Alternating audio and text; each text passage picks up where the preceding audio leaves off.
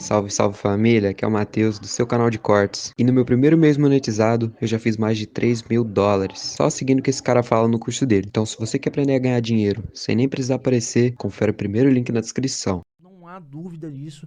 Cara, já concordamos aqui. O ponto é, independente do país que a gente quer construir no futuro, eu não sei se, diante da desigualdade que a gente tem na frente, é de se esperar que a iniciativa privada vá resolver integralmente o problema da desigualdade no Brasil.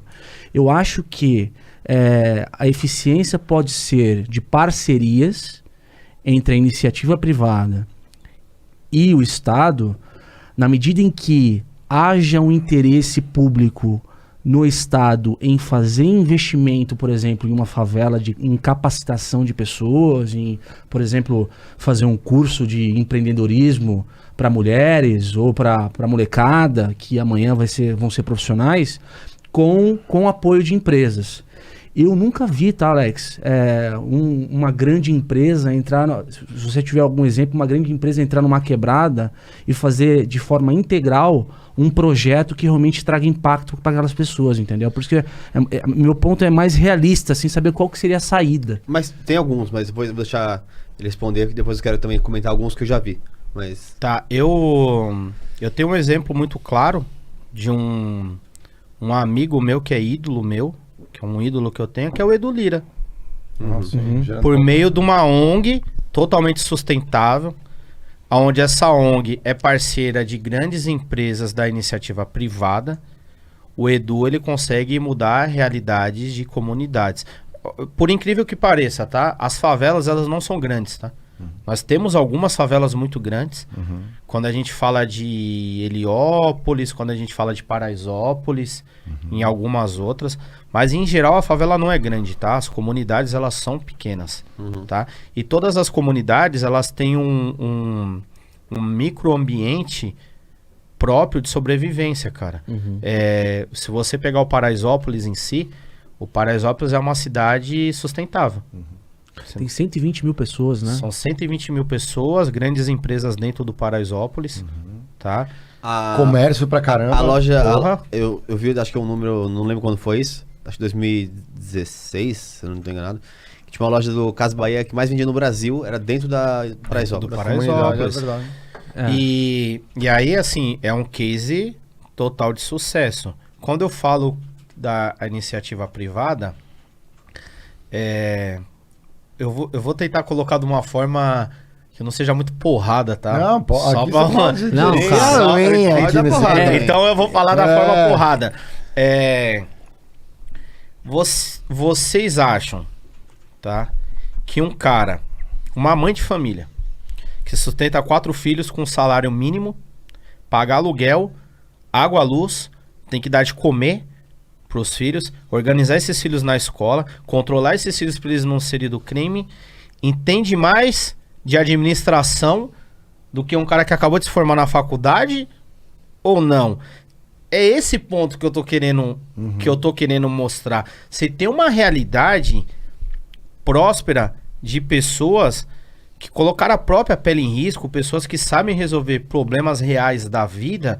E hoje, quando eu falo com CEOs de empresa, com headhunters, eles falam pra mim que a maior dificuldade de se contratar alguém para um grande cargo é porque essa pessoa ela não passou por experiências de vida onde ela sabe solucionar grandes problemas. E aí, quando uma empresa... Ela pergunta pro chefe, como faz? Sim, e quando eu vejo uma grande empresa que ela não consegue enxergar essa mãe dentro da comunidade, como um grande exemplo no diamante que ela pode lapidar para ser... ter um cargo de liderança dentro da empresa, eu acho muito desperdício. Eu acho muito desperdício, cara. O menino que ele entende com 10 anos de idade que ele precisa ir comprar a bala, vender a bala, tirar o lucro para ajudar em casa, ter capital de giro para comprar mais bala no outro dia e ter reserva de emergência para os dias que chover e que ele não consegue vender no farol. Provavelmente ele entende mais de empresa do que muito diretor que eu converso.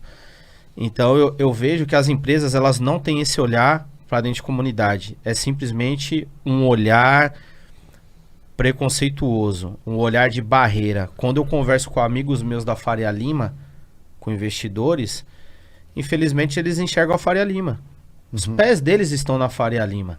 E os pés da quebrada estão na quebrada. Então, assim, às vezes quando a gente fala assim, ó, da ponte pra cá, é outra história. É porque realmente existem pontes que dividem essa realidade que se tivesse um pouquinho mais de bom senso, era uma outra realidade. O que é mais valioso? Você pegar um menino que provavelmente pode ir pro crime e dar uma instrução para esse menino ser um grande executivo de uma empresa, ou você simplesmente larga ele de mão para ser um menino que provavelmente pode uma hora colocar o revólver dentro da sua empresa. Questão, se não for por coração, por inteligência, cara. Sim. Você tá desperdiçando uma mão de obra gigantesca, cara. Quantos mestres de obra, cara? Eu fui fazer uma casa, fui construir uma casa, o meu pedreiro entendia muito mais que o meu arquiteto. Ah, isso é... Por quê? É sacanagem com os arquitetos. Por que ninguém apostou nesse cara? Por que lá atrás ninguém apostou? Olha Quantas obras ele não fez, né? Olha a mão de obra que o Brasil em si tá perdendo, cara. Olha a questão intelectual que o Brasil tá perdendo. Olha esse conflito de realidade, como ele pode ser poderoso e benéfico para todos e simplesmente não é visto. Sim. Não é visto. E eu até entendo também um pouco pelo lado das empresas, porque quando a empresa ela começa a ajudar demais, a gente tem a máquina do governo também que começa meio que... O que eles estão fazendo aí, né? O que eles estão fazendo? É melhor não ajudar para deixar... Eu até me expressei mal, porque eu falei que não há projetos aí relevantes envolvendo iniciativa privada diretamente nas favelas aí, o exemplo disso é as ONGs, enfim, me expressei errado. O que eu acho é que o Brasil hoje, vamos ser claros, a gente é um dos países mais desiguais do mundo. Sim. Né? E eu acho que não se trata de ações localizadas de empresas em determinadas favelas que vai resolver do dia para noite o nosso problema sistêmico de desigualdade. Nunca. O que eu acho é que as empresas têm papel fundamental, mas eu também acho que o Estado tem o seu papel de fazer políticas públicas que ajudem a diminuir esse gap, né? E aí com parcerias e tudo mais.